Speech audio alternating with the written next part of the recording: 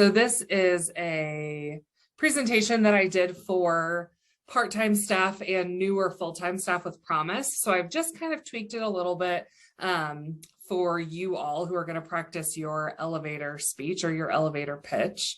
So these things that we're going to talk about in this presentation, skills and knowledge that will help you with interviews, when talking with others about yourself, which is kind of what your elevator pitch is, and then throughout your career. So your high school career, your post-secondary career, and then whenever you enter the workforce, that career as well. So the big thing that we will talk about is communication.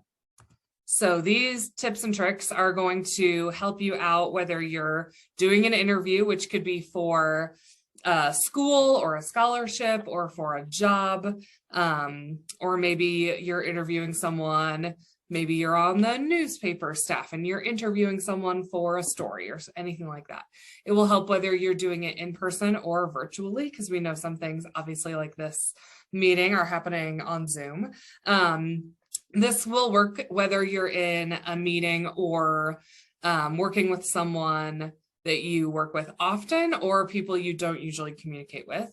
Maybe you're completing a performance review. So maybe, let's say after your performance, Mana, with the musical, like, I don't know if your teacher ever sits you down and kind of goes over what everyone did, maybe in a big group or more one-on-one, but this could help with that. If you're maybe looking, once you get into your job, if you're looking to move up to a higher position within the field that you're in, or if you're ever giving a presentation. Oh, get out of the way. My toolbar is all, there we go. All right. So if you're someone who struggles with professional communication, maybe specifically with written communication, Grammarly is a free extension that you can add to Google Chrome that will go through and sort of not just spell check, because we know that most things just automatically spell check now, but it will check to make sure things are very clear and concise and professionally written. And that could be like professional for a job or for classwork, homework, schoolwork, things like that. Or if you didn't want to do that, if you just wanted to ask someone like me or Tate or a teacher or even someone who is also a student who you know happens to be a really good writer or communicator, just to look over your text, emails, documents, anything like that before you send it. It's just always a good idea if you're having doubts to have a second pair of eyes on it. If it's something where you're struggling with nerves, I would suggest to start off small. Like these meetings, we all know each other pretty well. Hopefully it's not intimidating to unmute yourself and talk in these meetings because we all know each other, and hopefully you're not nervous to talk in front of anyone here. And if you're struggling with saying what you need to say, I think if you are able to get all of the ideas that you have out of your head and onto either a physical piece of paper or a Google Doc or something like that, then you can go through and start to sort of organize your ideas, pull out things that you think are important to put in different sections. But I think the process of getting things out of your brain and onto paper is really important to then be able to go through and actually organize and pare down and focus in on what it is you want to say. So preparation is key. So when we're thinking about elevator speeches, the whole thing with an elevator speech is that it's short. The reason it's called that is because you think about, you get onto an elevator with someone and you only have the time that you're in the elevator together to give your spiel, to give your speech. And in this case, you guys are going to be talking about yourselves. But this could be like, for me, what I've practiced this most is talking about the work that Promise South Salt Lake does. So I'm maybe in the elevator with someone from United Way of Salt Lake, and I only have 2 minutes to give them the spiel about Promise, about the Best Buy Teen Tech Center, about the work we do here. So really thinking about what are the most important things to get across. So you definitely want to do some research beforehand if you're talking about doing an elevator speech, maybe for your school or for your extracurricular activity, or maybe it's just about yourself, but you want to make sure you really think beforehand about what it is you want to say. Take the time to sort of settle into the space if this is something you're doing virtually. So that's where the dress yourself and your background for success. So you don't want to be maybe sitting in your car and your friend is in the back seat.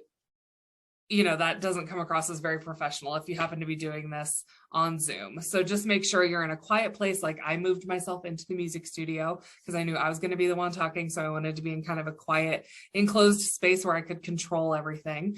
And then I, sat down and got my computer and everything ready before we started. So just taking that time to be a little bit intentional and get your nerves calmed, feel like you're ready to do what you need to do and say what you need to say. And then I think practicing in the mirror or on a camera before a meeting, again, this would be easy to do if you were doing it before a virtual presentation, but I think this definitely applies no matter what it is you're doing. Oh, Jennifer's in the waiting room. I'm gonna let her in. But on Zoom, you can just start a meeting in your own meeting room, and then you can record yourself, just you sitting in there, and then you can watch it back and sort of, I'm actually going to move this sentence up to the beginning. I think it would do better there. So taking the time to do that, I think would be important before a presentation. And then you can always prepare notes to have close at hand. Again, this works best in a virtual setting, but you could have just some notes to reference in case there's things like maybe data points that you were going to talk about, something that you are afraid you might forget or not get exactly right. You can always write those down and have those available for you. All right. And I think something that is very important to think about when you are especially doing elevator speech, mostly about yourself, is being authentic. So don't change to be the person that you think someone is looking for or what you think someone wants to hear. You were brought in for a reason, or the person maybe, again, in this scenario, you're in an elevator with someone. They want to get to know the real you. Don't just try and be impressive. Show up as the best version of yourself, which I think means using somewhat professional language, like not using slang as much, but also beware of code switching, where maybe if you are used to speaking in a certain way, you think you have to code switch and change the way you talk to sound more, let's say, white or professional. Like that's not something that you should have to do. You should be your authentic self, but just show up as the best version of yourself. All right, so we kind of went over this already, but an elevator speech is less than 3 minutes and should include 1 to 3 key points. So if you're thinking about doing an elevator speech about yourself, what are the 1 to 3 key points about you that you think would be important for someone to know who maybe has never met you before and you only have 2 minutes to give them the rundown of who you are? And think about, who is your audience? Is it a teacher? Is it a fellow student? Is it maybe someone that you are a potential boss, you're applying for a job? Maybe when we think about the internships that you all are going to have this summer, maybe your potential internship coordinator. And why should they care about what you're saying? Like really try and nail down the most important parts that you want to share with them.